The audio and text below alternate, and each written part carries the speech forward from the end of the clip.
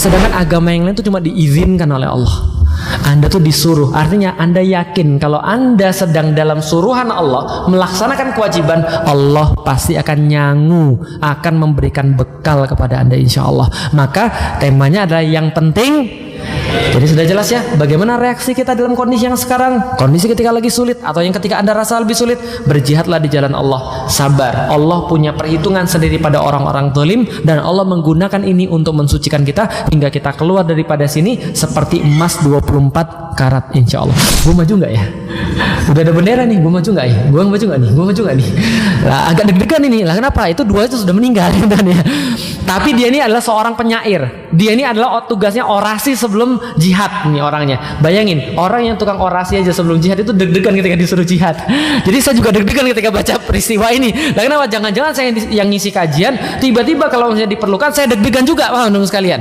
Lalu kemudian dia membaca syair, wahai Abdullah bin Rawahah, engkau itu cuma mani yang tertumpah dari kemaluan bapakmu, keluar lagi dari kemaluan ibumu. Kamu ini nanti mau mati di ranjang atau seperti apa? Kalau kamu enggan untuk melangkahkan kakimu, saya akan menyeret kakimu di depan medan jihad. Kamu benci sama surga, Abdullah.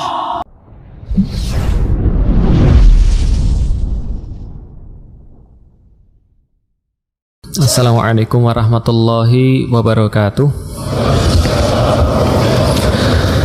Alhamdulillahirabbil alamin, wassalatu wassalamu ala asrofil anbiya'i wal mursalin wa ala alihi wa sahbihi ajmain. Asyhadu an la ilaha illallah wa asyhadu anna Muhammadan abduhu wa rasuluhu la nabiyya ba'da. Qala Allah Ta'ala fil kitabihil karim, a'udzu billahi minasyaitonir rajim. Bismillahirrahmanirrahim.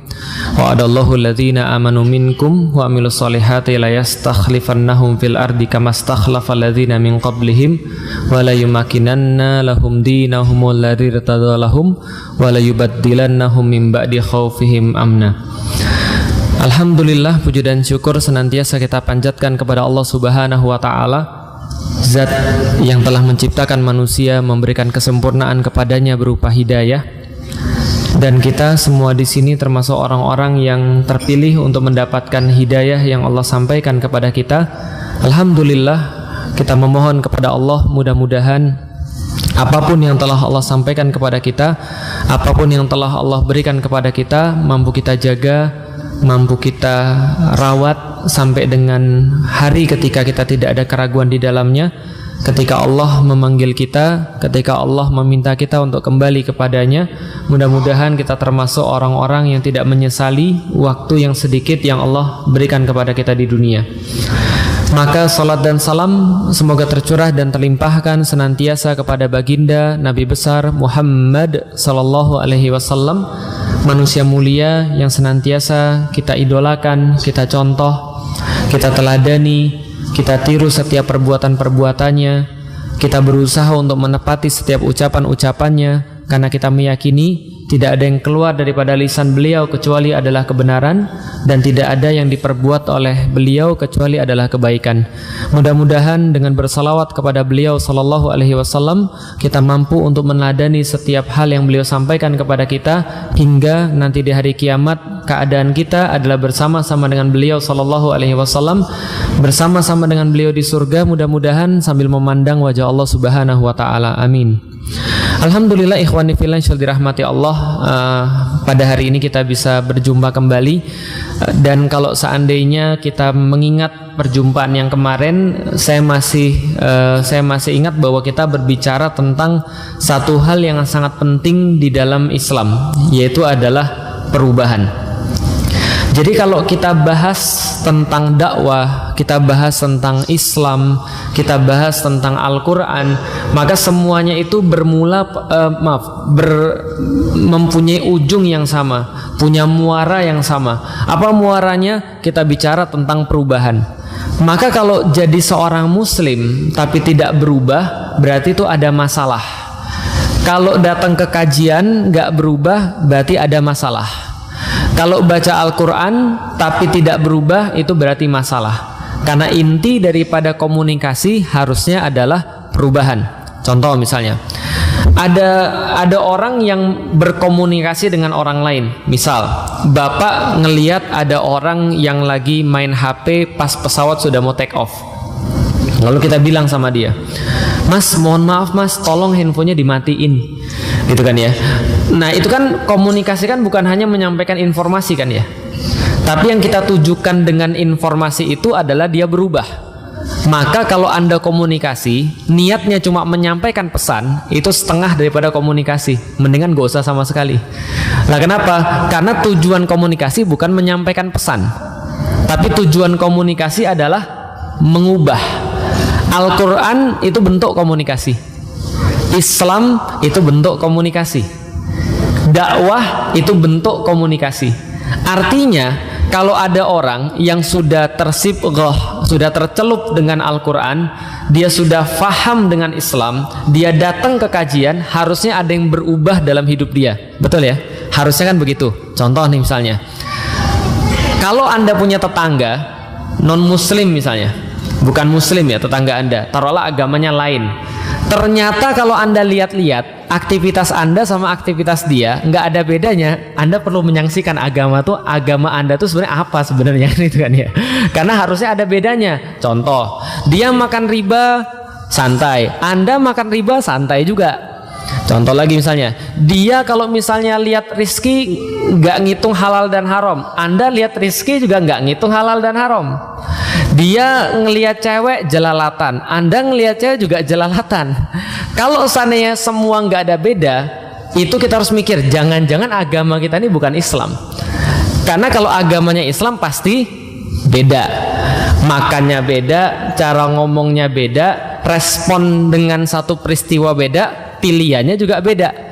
Maka kalau pilihannya juga sama, yang bukan muslim milihnya ini, Anda juga milihnya ini, itu Anda bermasalah mesti. Nah, kenapa? Karena harusnya ada beda. Saking kemudian berbeda, Rasulullah Shallallahu Alaihi Wasallam ketika pertama kali mendapatkan wahyu Iqra bismi rabbikal ladzi khalaq, itu belum memulai dakwah. Ketika diadukan kepada istrinya, saya dapat wahyu nih, sambil berkeringat dan segala macamnya, istrinya bilang, saya bawa ke kenalan, dibawa ke pendeta Nasrani atau pendeta Yahudi, pendeta Buhairah, pendeta Yahudi. Nah ketika dibawa ke pendeta Yahudi itu, apa kata dia? Saya tuh nggak pernah dapat orang yang ketika membawa risalah seperti orang ini Muhammad, kecuali dia pasti akan dibenci sama orang-orang Arab dan orang-orang Ajam. Kalau saja andai saya masih hidup ketika saat itu, maka saya pasti akan membela orang ini. Kenapa? Karena yang dibawa oleh Nabi Muhammad bukan hanya sesuatu yang bersifat biasa, tapi sesuatu yang membuat perubahan. Dan kalau bisa dibilang perubahannya radikal. Kok pakai radikal sih? Iya kan saya radikal nomor 2 se-Indonesia. Radikal itu yang mengakar. Kalau perubahannya sudah mengakar, berarti benar-benar berbeda. Bisa difahami teman sekalian. Ini yang dibawa oleh Rasulullah. Coba bayangin, andai yang dibawa oleh Rasulullah cuma ngajarin orang berbahasa Arab, kira-kira orang Arab tersinggung atau enggak? Enggak bakal tersinggung. Pasti Abu Lahab bilang, oh monggo silahkan ngajar, bagus itu, bahasa Arab tuh harus dilestarikan, kamu harus ngajarin pada semua orang seluruh dunia kalau boleh, ajarin aja bahasa Arabnya. Kalau Rasul cuma ngajarin bahasa Arab, beliau nggak akan dibenci. Kalau Rasul cuma datang ngajarin orang, ini pakai sorban, pakai gamis, nggak akan pernah dibenci. Kalau Rasulullah cuma datang cuma ngajarin orang untuk berlaku baik, kalau misalnya punya utang bayar tepat waktu, sama orang tua dihormati, Rasul nggak akan dibenci. Tapi yang Rasul bawa adalah sebuah apa tadi namanya? Perubahan. Yang perubahan tuh radikal di zaman itu. Ya gimana nggak radikal? Antum bayangin, orang-orang kafir Quraisy itu ketika mereka punya istrinya itu jadi warisan. Bukan dapat warisan, jadi warisan. Lah kenapa? Karena istri bisa 40, 50 gitu ya. Nah makanya orang-orang muslim zaman itu ketika turun ayat poligami sedih pak. Nah kenapa dikurangi harus jadi 4 paham sekalian? Lah antum dapat ayat poligami seneng gitu kan ya, dibicarakan terus. Padahal zaman dulu tuh mental para sahabat dapat ayat poligami sedih. Nggak, saya cuma mau ngomong aja seberapa radikal istri 4 itu, paham teman sekalian?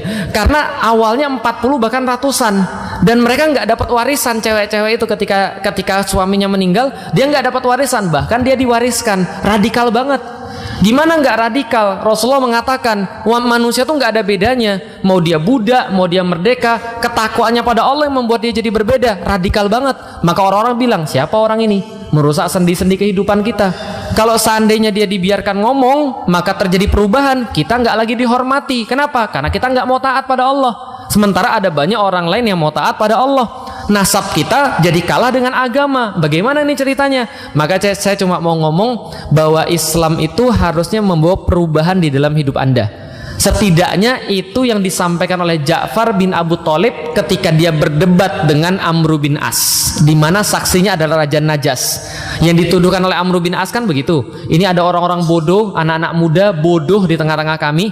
Mereka bawa agama yang baru, tidak mau beragama dengan agamamu wahai Raja Najas, juga tidak mau beragama dengan agama kami, tapi bawa agama yang baru. Dan mereka ini orang-orang bodoh dan buat provokasi di negerinya. Saya khawatir di negerimu juga buat provokasi. Lalu kemudian Ja'far bilang, wahai paduka raja, kami kesini, kami milih tempat ini karena Rasulullah meminta kami untuk memilih tempat ini. Kenapa? Karena Rasul berkata bahwa Raja Najas itu bukan raja yang menzolimi orang. Kami kesini karena kami tahu kamu adil, dan kami kesini karena kami dulu adalah orang-orang tukang makan bangke.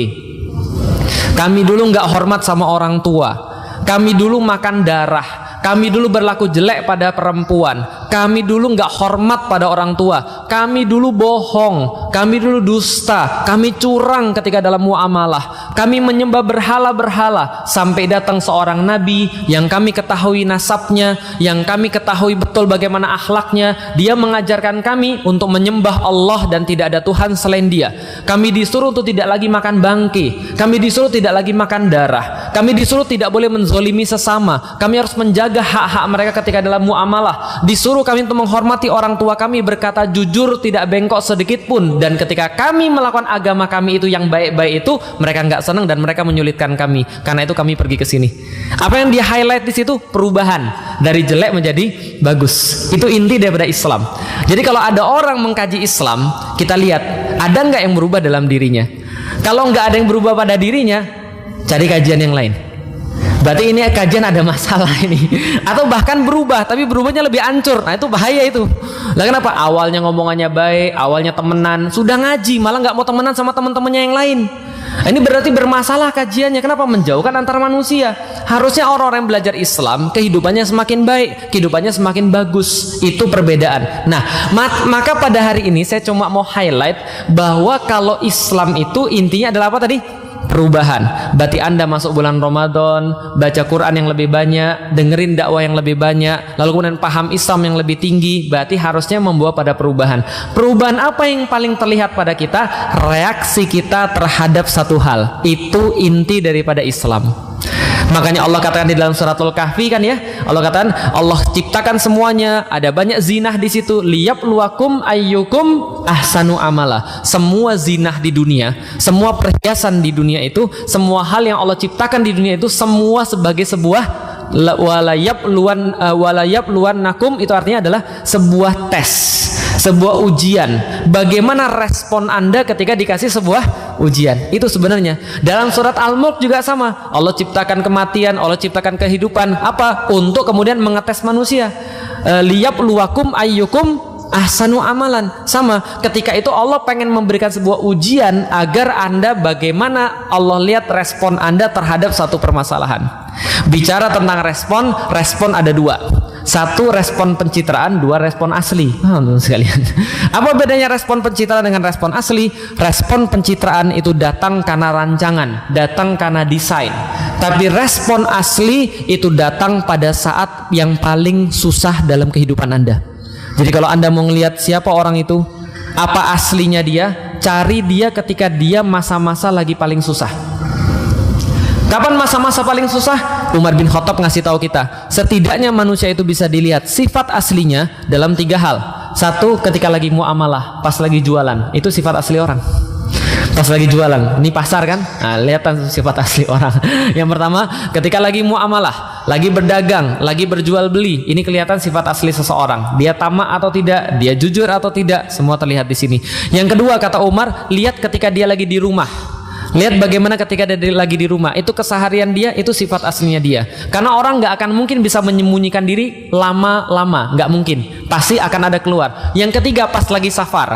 Nah, pas lagi safar tuh kelihatan sifat asli seseorang.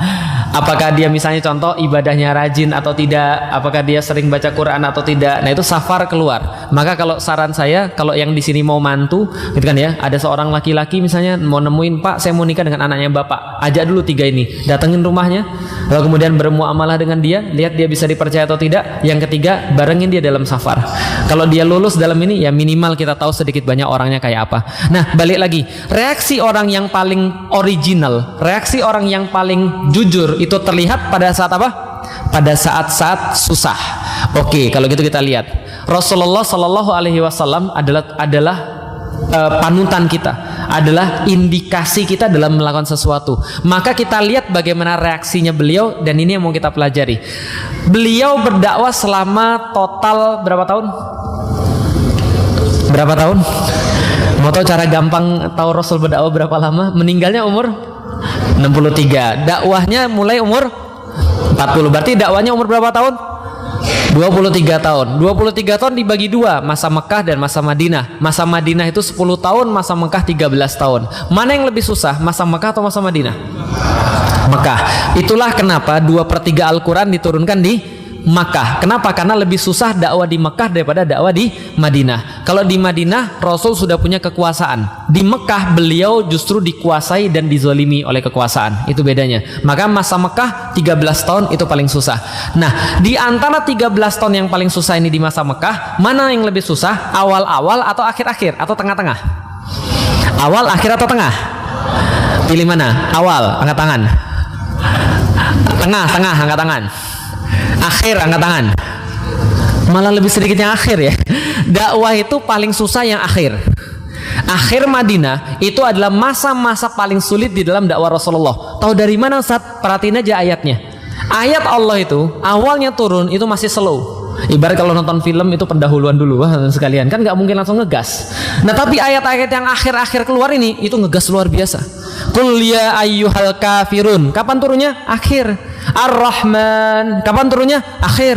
Apalagi yang turun? Nah ini mau kita kaji. Apa ayat-ayat yang turun di akhir-akhir dakwah di Mekah? Itu berarti ayat yang memandu bagaimana harusnya reaksi seorang muslim ketika dapat sesuatu ujian yang sangat berat. Bisa dipahami maksudnya? Berarti tadi dakwah Rasul yang awal, tengah, akhir. Yang mana yang lebih berat? Akhir. Lihat aja ayat-ayat yang keluar di akhir-akhir ketika di Mekah, itu ayatnya makin runtut, makin kemudian kayak nembak, makin kemudian mengingatkan pada akhirat. Amma yatasaalun anin naba'il azim, dan seterusnya. Itu kan cerita neraka, surga, siksaan segala macam. Itu kan deg-degan. Kenapa? Karena orang-orang di masa-masa akhir itu semakin terfilter. Yang ikut Rasul cuma ratusan, yang keras kepala banyak banget. Makanya itu kemudian makin keras ayat-ayat Allah ketika di akhir. Nah, salah satu ayat yang keluar di akhir-akhir adalah ayat ini keluar mungkin sekitar tahun ke-11 atau tahun ke-12 setelah kenabian. Yang jelas ayat ini turun ketika Rasulullah Shallallahu Alaihi Wasallam sedang diboikot, dan kita tahu boikot adalah siksaan yang paling berat yang pernah disampaikan oleh orang-orang Quraisy kepada Rasulullah Shallallahu Alaihi Wasallam. Apa ayatnya? Ayatnya adalah dalam surat Al-Ankabut. Surat Al-Ankabut 1-5. Surat Al-Ankabut diawali dengan ayat Alif Lam Mim. Kita sudah tahu itu Allah lebih tahu artinya. Berarti kita nggak bahas karena ini adalah ayat yang Allah lebih tahu artinya. Yang berikutnya, ahasiban nasu ayutroku ayyakulu amanna wa hum la yuftanun. Kalau Allah sudah pakai kata-kata amhasib itu mesti ayatnya jadi pasti ayatnya sangat keras. Sangat-sangat penting. Maka Allah dahului ayat dalam surat Al-Ankabut adalah ahasiban nasu ayyutraku ayyakulu amanna wa hum la yuftanun. Saya artiin sedikit.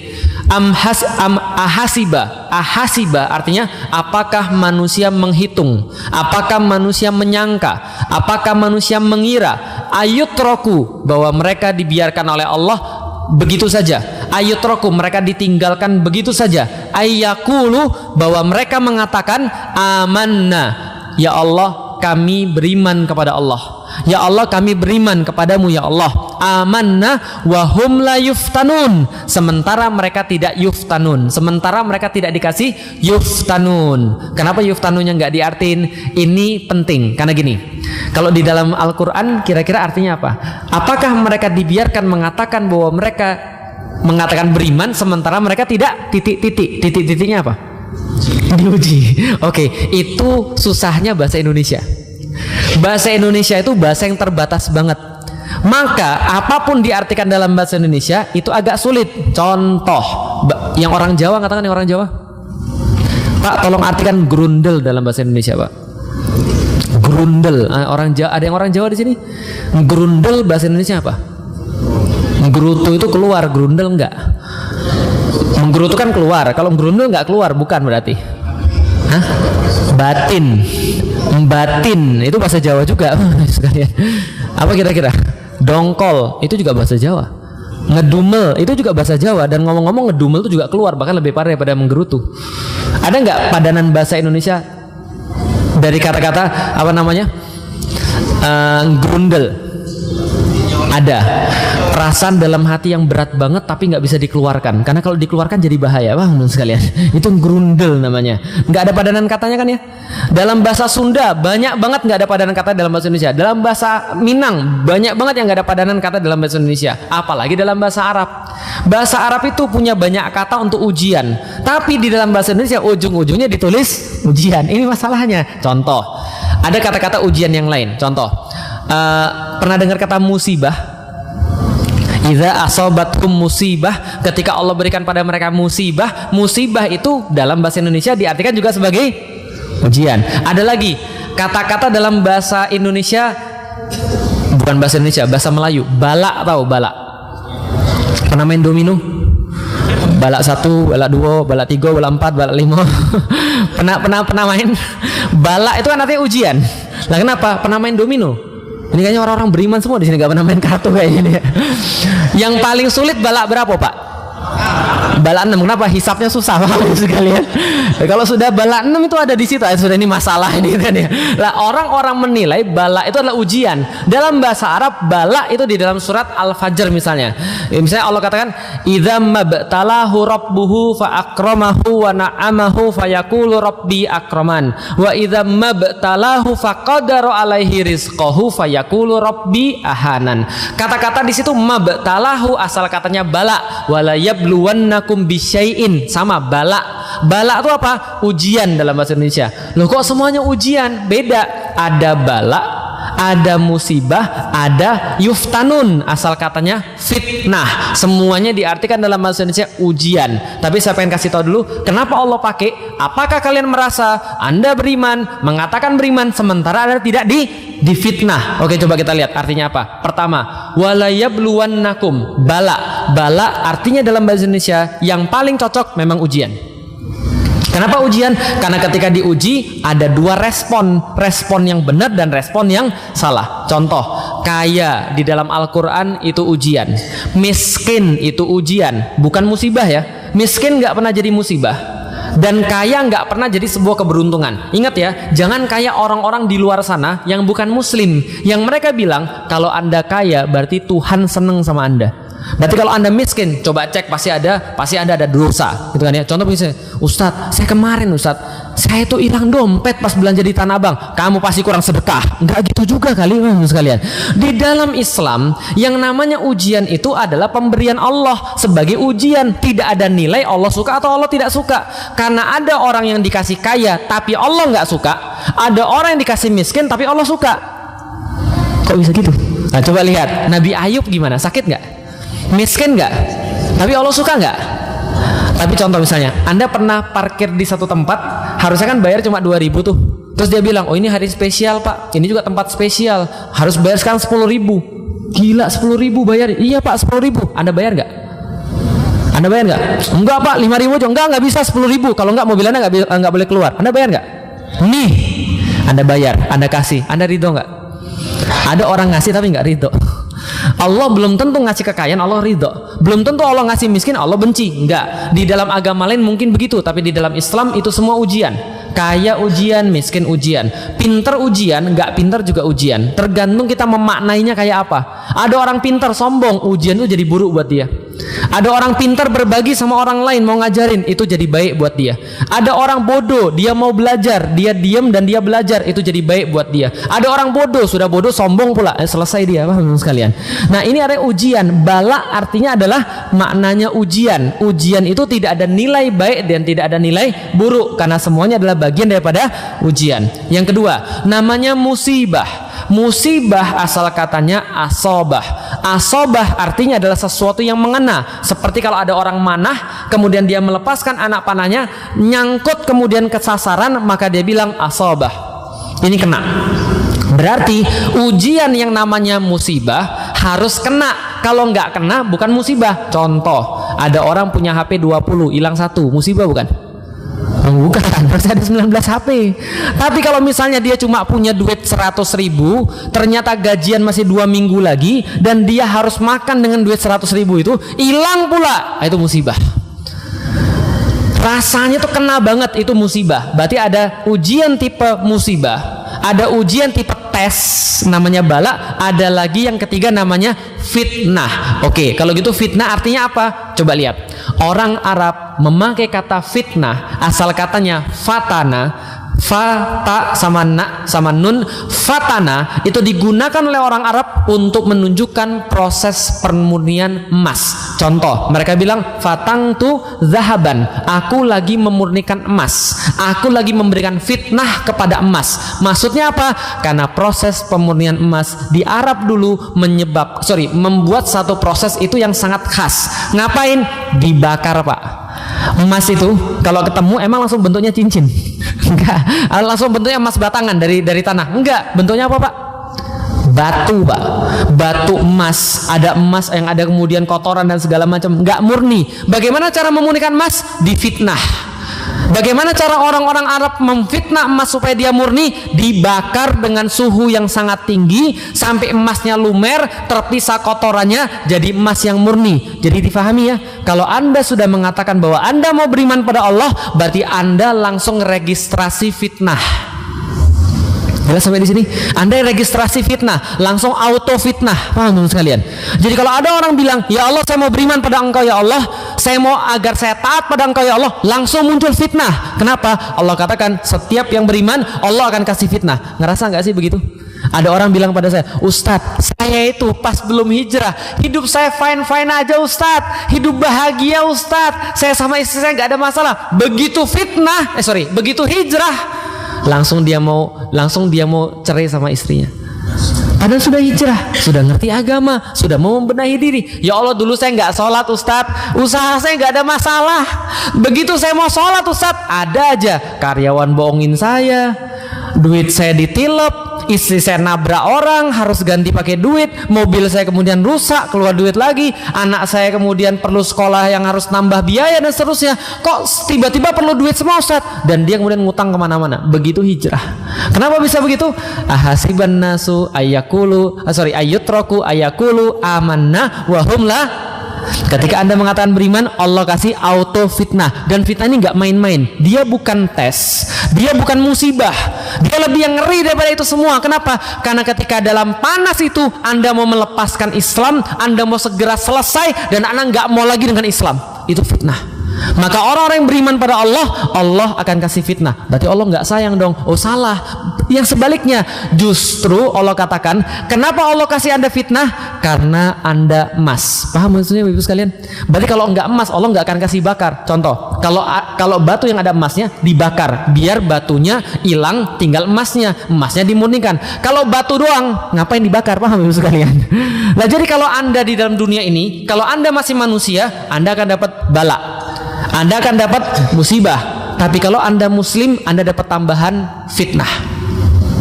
Tapi kalau Anda nggak mau dapat fitnah, saya nggak jadi muslim aja, Anda tetap dapat musibah, Anda tetap dapat bala.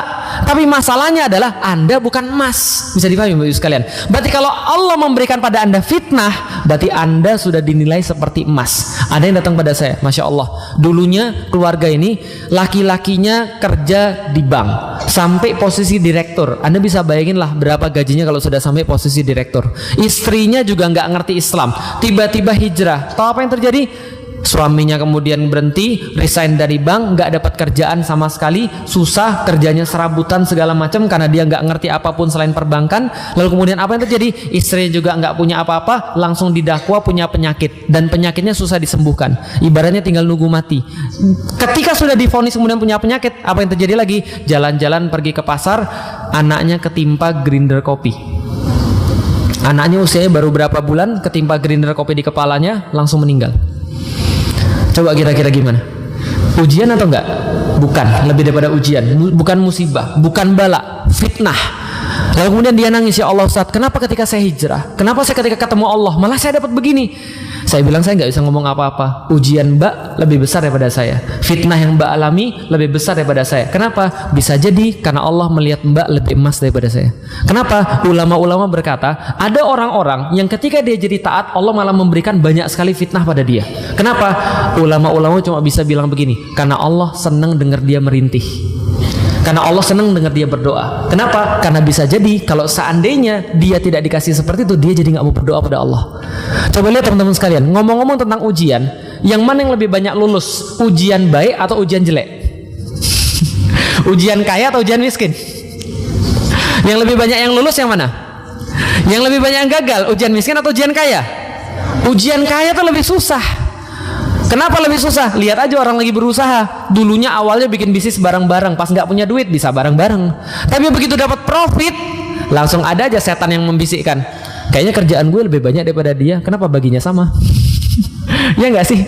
Kalau misalnya ada orang tua mati, anaknya kemudian, orang tua itu nggak meninggalkan warisan banyak, anaknya nggak mungkin ribut.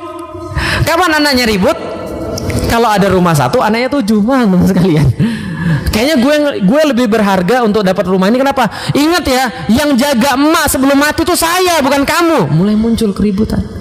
Kenapa mulai muncul keributan? Karena ada duit yang mau dibagi. Bisa dipahami sekalian. Maka Allah pengen memberikan ujian pada dia apa? Supaya dia dekat pada Allah. Kadang-kadang Allah itu untuk ngajarin kita tawakal, bahwa nggak ada yang berarti selain Allah. Itu kadang-kadang harus melalui banyak pelajaran. Dan kadang-kadang ada orang yang nggak dikasih ujian, dia nggak belajar sama sekali tentang tawakal pada Allah Subhanahu Wa Taala. Bisa difahami sampai ini sekalian.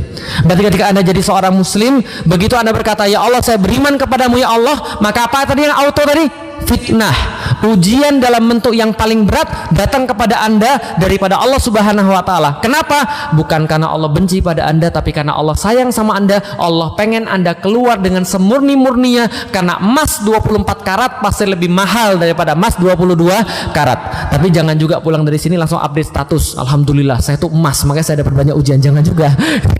itu untuk antum aja, jangan diupdate, teman-teman sekalian. Artinya Allah kalau ngasih kita ujian, Allah pengen kita jadi murni di hadapan dia, maka dia bersihkan kita daripada apapun yang dapat mengganggu ketika kita ketemu dengan Allah Subhanahu Wa Taala. Bisa dipahami?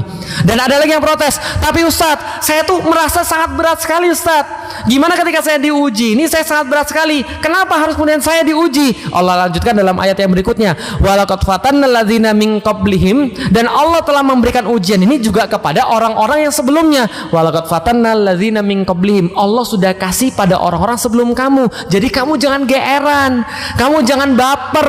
Lah kenapa? Jangankan kamu, Muhammad aja dikasih. Jangankan kamu, Adam aja dapat, Ibrahim aja dapat, Daud aja dapat, semuanya dapat. Lalu kenapa Anda tidak dapat? Ada orang yang lebih punya nasab lebih bagus daripada Anda, lebih ganteng daripada Anda, jelas. Lebih jelas surganya daripada Anda, jelas juga. Dan mereka dapat ujian itu, mereka dapat fitnah itu. Pertanyaannya, kenapa Anda nggak dapat? Coba lihat Rasulullah SAW, bagaimana hidup beliau. Beliau mengatakan, setiap manusia diuji, setiap nabi punya ujian. Dan kata Rasulullah, di antara seluruh nabi, akulah yang paling besar ujiannya, akulah yang paling besar kesakitannya. Kenapa? Jangan bicara tentang halangan dakwah. Beliau ketika sakit aja, sakitnya berkali-kali lipat manusia. Jadi kata Rasulullah, kalau saya sakit, itu sakitnya berlipat-lipat kali Anda. Makanya Rasulullah sebelum meninggal, kita baca dalam sirah, kenapa Rasulullah itu begitu bangun? Nanya, sudah azan belum? Kata Bilal, sudah ya Rasulullah. Yuk kita sholat. Rasul wudu, terus pingsan. Bangun lagi, sudah azan belum? Sudah ya Rasulullah. Mana tempat wudu? Saya wudu. Wudu, pingsan. Nah kenapa? Karena meriangnya lebih parah daripada kita. Kita pas meriang aja, wudu aja malas. Rasulullah itu ketika meriang lebih parah daripada kita. Dalam jalan dakwah, beliau banyak sekali menghadapi kesulitan. Beliau menghadapi kesulitan bahkan daripada keluarganya. Ketika ditanya pada beliau, "Ya Rasulullah, kapan paling sulit dalam hidupmu ya Rasulullah?" Rasul bilang, "Ada. Ketika saya berjalan kaki dari Mekah mendatangi Bani Thaqif di Taif dengan harapan bahwa mereka mau menyambut saya, menerima dakwah saya dan memperkuat Islam, maka Rasul jalan. Bayangkan dari Mekah ke Taif itu sekarang 3,5 jam. Naik jalan kayak jalan tol. Dan 3,5 jam. Zaman dulu bayangkan Rasulullah jalan kaki dari Mekah naik ke puncak, ke Taif itu puncaknya Mekah. Kemudian sampai di sana belum nyampe, orang-orang sudah nyambut beliau. Anak-anak muda tanggung bawa batu ngelemparin beliau. Orang gila, karena sudah diprovokasi. Diprovokasi, hati-hati ada Muhammad datang. Kalau dia datang, dia akan memisahkan antara keluarga. Dia akan membuat sihirnya pada kita. Lemparin dia, dilempari. Rasul kemudian dalam keadaan terhina mundur. Lalu kemudian ketika mundur, lalu kemudian berada di satu tempat, di satu kebun, beliau duduk dan dia mengadu kepada Allah. "Ya Allah, saya mengadu kepadamu ya Allah." Kenapa mengadu? "Saya mengadu kepadamu ya Allah atas 2 hal. 1, betapa lemah saya dalam dakwah. Yang kedua, betapa sedikit strategi saya dalam berdakwah. Mereka masih nolak saya." Rasul nggak pernah nyalain siapapun. Rasul nyalain dirinya sendiri. Lemahnya saya dalam dakwah, sedikitnya strategi saya dalam dakwah. Ketika Rasul kemudian mengadu kepada Allah, lalu kemudian datanglah malaikat lalu berkata, "Ya Rasulullah, itu sudah disiapkan malaikat penjaga gunung untuk menghantam kepala mereka dengan gunung. Gunung dirapatkan di kebun mereka, di kampung mereka. Kalau engkau bilang iya, itu langsung kemudian dirapatkan mereka dengan gunung." Kira-kira gimana? Di situ Rasul bilang, "Jangan." Nah, kenapa? Di situ saat-saat paling sedih dalam hidup Rasulullah, ketika dia diminta untuk mengazab umatnya sendiri. Karena umat Rasulullah bukan hanya umat muslim, tapi yang bukan muslim juga umatnya Rasulullah. Cuma umat Rasul ada yang ingkar, ada yang nurut. Jangan. Kenapa? Aku berharap dari tulang-tulang sulbi mereka nanti keluar keturunan yang kelak akan menyembah Allah Subhanahu wa taala. Itu kata Rasulullah. Kalau kita? Kalau gue sih yes. Langsung aja gitu kan ya. Tapi Rasul katakan ini adalah saat yang paling sulit. Dia dilempari oleh orang-orang kotoran ternak, diikat kemudian dia lagi pakai semacam kayak selendang, diikat dengan selendangnya, diinjek kepalanya dan seterusnya. Rasulullah SAW menghadapi rentangan dakwah dan beliau adalah orang yang paling mulia. Pertanyaannya, apa yang membuat kita lepas daripada yang seperti itu? Makanya wajar ketika ada seorang yang bilang, kalau kalian tuh benar-benar mau minta kenikmatan pada Allah, ingat yang kenikmatan yang kita minta utama pada Allah adalah apa? Siratal ladzina an'amta alaihim. Ya Allah, kami minta kenikmatan para nabi. Kami minta kenikmatan jalan para nabi. Yang Anda kira kenikmatan jalan para nabi itu adalah pakai mobil mewah? Yang Anda kira kenikmatan para nabi adalah punya rumah luas banget selapangan golf? Enggak. Yang dimaksud dengan kenikmatan para nabi apa? Ketika mereka berdakwah, mereka menghadapi halangan. Itu kenikmatan para nabi. Siratal ladzina an'amta alaihim adalah penolakan dalam dakwah, persekusi dalam dakwah, dicurangi ketika dakwah, dicurangi ketika berjuang. Itu kenikmatan dalam dakwah. Lah kalau Anda dikasih, bersyukur pada Allah, itu jalan yang Anda minta. Maka dia bilang pada saya, "Saat kenapa ya kita sudah berusaha luar biasa dan sekarang hasilnya kok dicurangi dan segala macam?" Ya, kalau Allah belum memberikan kemenangan, itu artinya cuma satu. Allah cuma pengen menunda kemenangan supaya jadinya lebih keren, paham teman sekalian? Gitu aja. Dan Allah pengen ngasih tahu yang kedua, bagaimana caranya orang-orang yang jahat itu mati, paham teman sekalian? Tunggu aja nanti ceritanya. Karena itu cerita seru, paham teman sekalian? Ibrahim ada masalah dengan Namrud. Namrud berusaha membunuh Ibrahim, kebunuh Nabi Ibrahim. Yang mati siapa? Namrud. Yang bunuh Nabi Ibrahim? Bukan. Yang bunuh siapa? Nyamuk. Bayangkan, yang bunuh siapa? Nyamuk. Fir'aun ada masalah dengan Musa. Dia pengen bunuh Musa, Musanya meninggal. Enggak. Yang mati siapa? Fir'aun. Matinya gimana? Keselak, Pak. Tahu maksudnya? Jadi lihat aja ceritanya nanti gimana orang-orang itu kan ya. Nah, jadi kalau Anda merasa bahwa Anda nggak dapat fitnah, Anda salah. Walaqad fatannal ladzina min qablihim. Anda pasti dapat, kata Allah. Kenapa? Jangan ngeluh, jangan baper. Kenapa? Yang dulu juga dapat, Mas.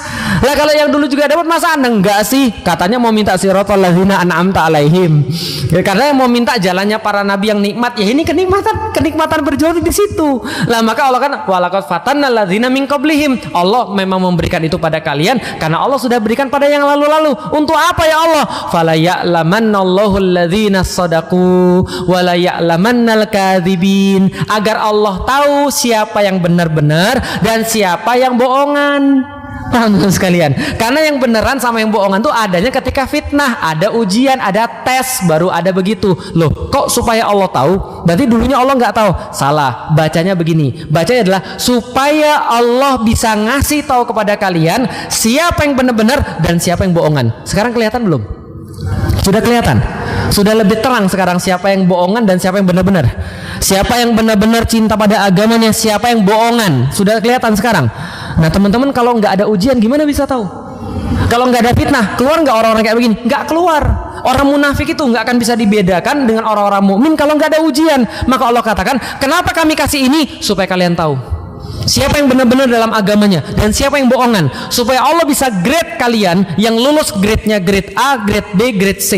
Yang nggak lulus siapa? Allah sudah kasih tahu semuanya. Dan Allah lanjutkan lagi, ketika Allah kasih tahu begitu, kita mungkin ngeluh, ya Allah sekarang saya ridho ya Allah, saya ridho saya dapat ujian, saya ridho saya dapat fitnah ya Allah. Ketika saya sudah beriman pada Engkau ya Allah, saya ridho saya dapat fitnah. Tapi mereka gimana yang menzolimi kami?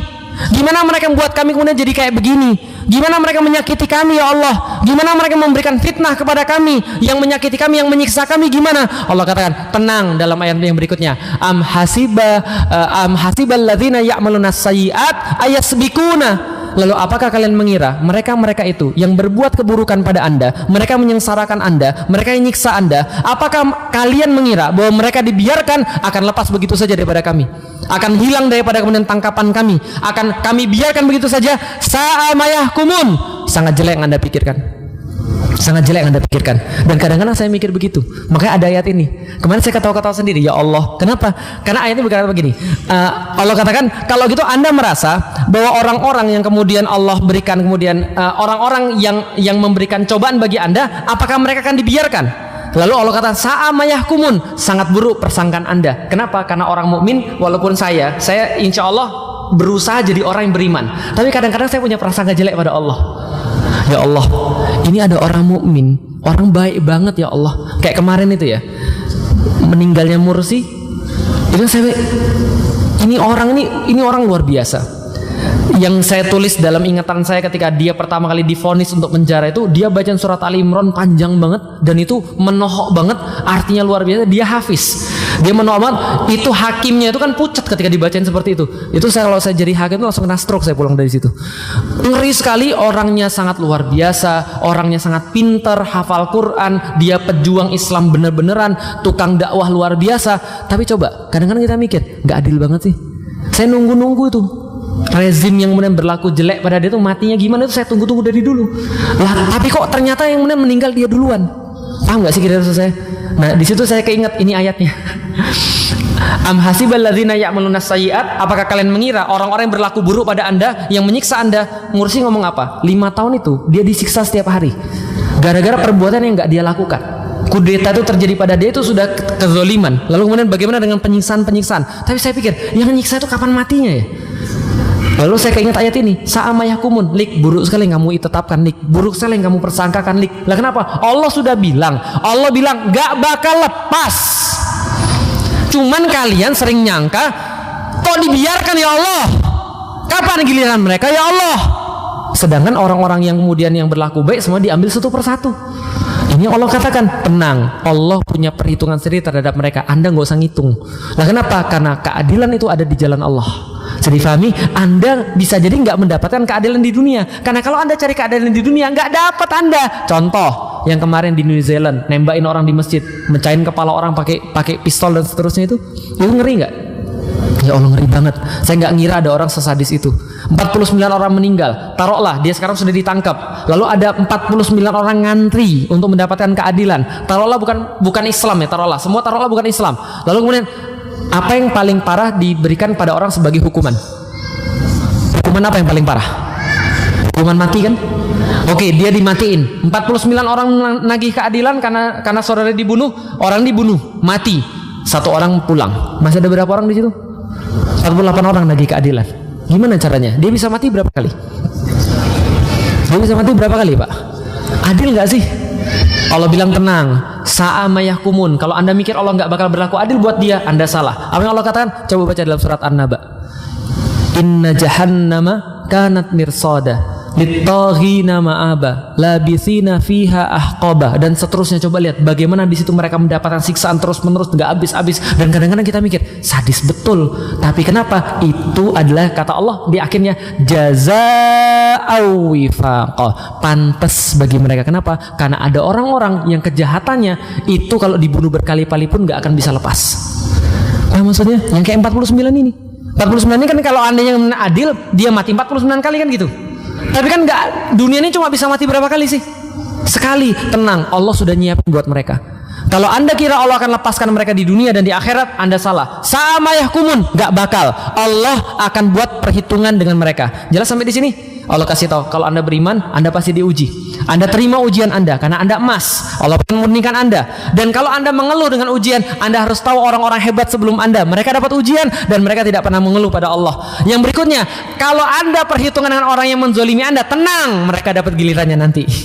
Tenang, mereka dapat ceritanya nanti. Lihat aja cerita seperti apa. Lalu kemudian Allah katakan dalam ayat yang berikutnya, dan barang siapa yang benar-benar sudah berharap pada Allah, karena mereka sudah lepas berharap pada manusia dalam ayat yang ini, fa inna ajalallahi la'atin, Allah akan menggenapi janjinya kepada anda. Allah akan berikan janjinya pada anda kalau anda benar-benar berharap pada Allah. Nah, lalu di mananya yang penting yakin? Di sini letaknya. Letak yang penting yakin adalah, teman sekalian, ketika dapat ujian, justru jangan mundur, harus lebih banyak berjihad di jalan Allah. Karena kenapa? Karena keyakinan itulah yang membuat kita berbeda daripada yang lain. Contoh, pernah lihat gambar-gambar di meme di internet yang penting yakin? Pernah lihat?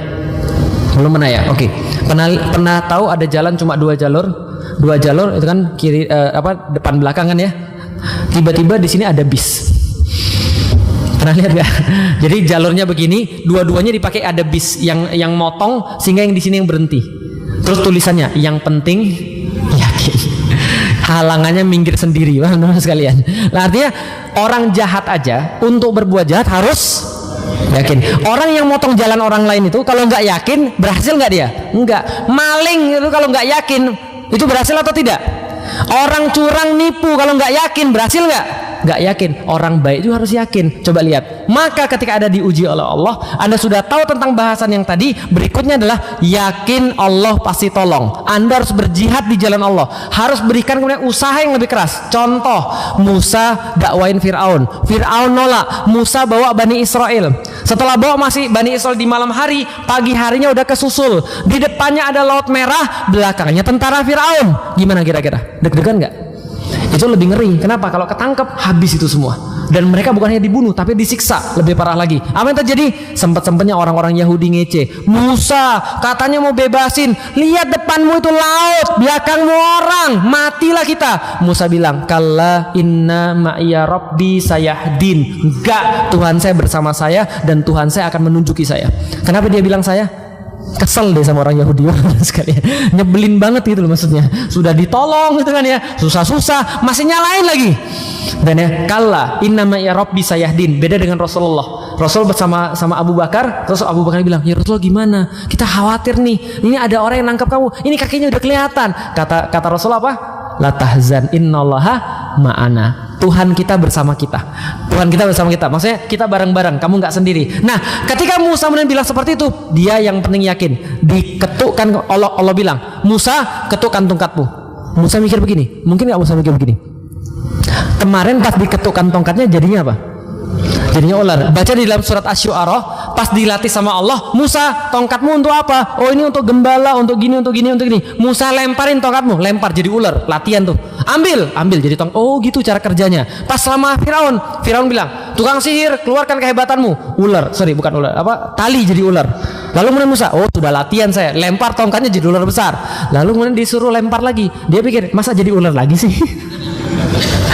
Tapi apa tema kita pada hari ini? Yang penting sudah lakukan saja. Kalau Allah sudah perintah, sudah lakukan. Anda jangan banyak mikir. Mikir itu bukan wilayah Anda, paham teman sekalian? Itu sudah wilayahnya Allah. Musa kemudian menghentakkan tongkatnya, lautnya terbelah.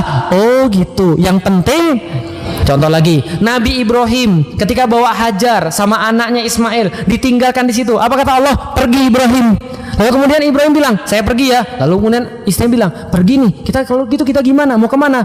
Nggak jawab. Mau kemana? Nggak jawab. Yang terakhir, ini perintah Allah. Iya, ini perintah Allah. Ya sudah, pergilah. Kenapa? Karena Hajar berpikir yang penting, padahal air dari mana?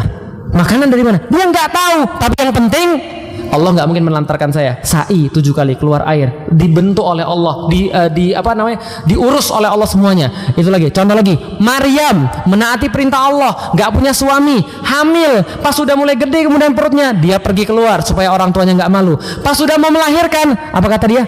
Ya laitani mittu qabla hadza wa kuntu nasyam mansiya. Ya Allah, mendingan mati saya ya Allah. Sakit banget. Nggak ada yang nolongin ya Allah. Ibu saya nggak ada, bapak saya nggak ada, saya dituduh pelacur kalau anak ini lahir, sakit banget ya Allah, mending mati ya Allah dan dilupakan saja. Apa kata Allah? Tenang, saya sudah nyiapin semuanya. Terus ngapain ya Allah? Duduk dulu. Yesus duduk. Duduknya di pangkal pohon kurma. Apa kata Allah? Wa huzzi ilaiki bijiz'in nakhlah. Nah, sekarang goyang pohon kurma. Kalau Anda kira-kira ibu-ibu disuruh gitu gimana kira-kira? Lagi hamil, pembukaan ke-6 lah kira-kira gitu ya, atau pembukaan ke-7 lah kira-kira gitu ya. Pas mau lahir itu kepala bayi udah di bawah. Sakit banget itu, gitu kan ya. Nah, itu katanya sakit banget. Saya sih nggak tahu gitu kan ya. Ibu-ibu lagi sakit banget, lagi pembukaan 7 sampai 10, tiba-tiba disuruh goyang pohon kurma. Kira-kira apa? Ya lombok ya yang konkret gitu loh. Masa disuruh goyang pohon kurma? Pernah lihat pohon kurma nggak? Pohon kelapa pernah lihat? Kalau Anda goyang pohon kelapa, turun nggak itu kelapa? Nggak mungkin, Pak. Tapi apa kata Allah? Yang penting, udahlah yakin aja dulu. Wa huzi ilaiki bijiz'in nakhlati tusakit alaiki rutaban janiyah. Nanti akan keluar kurma yang masak. Bener, dia digoyang terus kemudian keluar kurma. Anda nggak perlu mikir. Kalau Allah sudah suruh, maka Anda tinggal jalankan. Sami'na wa ata'na. Mikirnya itu kapan? Nanti pas materi-materi kapan-kapan tahu. Nanti kalau kita bahas, mikir itu pas akidah. Itu baru mikir. Mendapatkan Allah itu harus mikir. Tapi kalau sudah disuruh Allah, jangan banyak mikir. Nanti kalau Anda mikir, kesuwen, kelamaan, paham ibu sekalian? Dan orang-orang yang kelamaan mikir itu kadang-kadang menentukan posisi surga, paham ibu sekalian?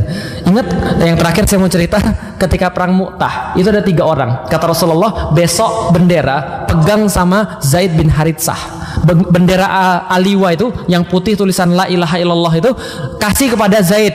Kalau Zaid meninggal, kasih kepada Ja'far. Kalau Ja'far meninggal, kasih pada Abdullah bin Rawahah. Maka kemudian mereka bilang, berarti besok 3 ini mati nih.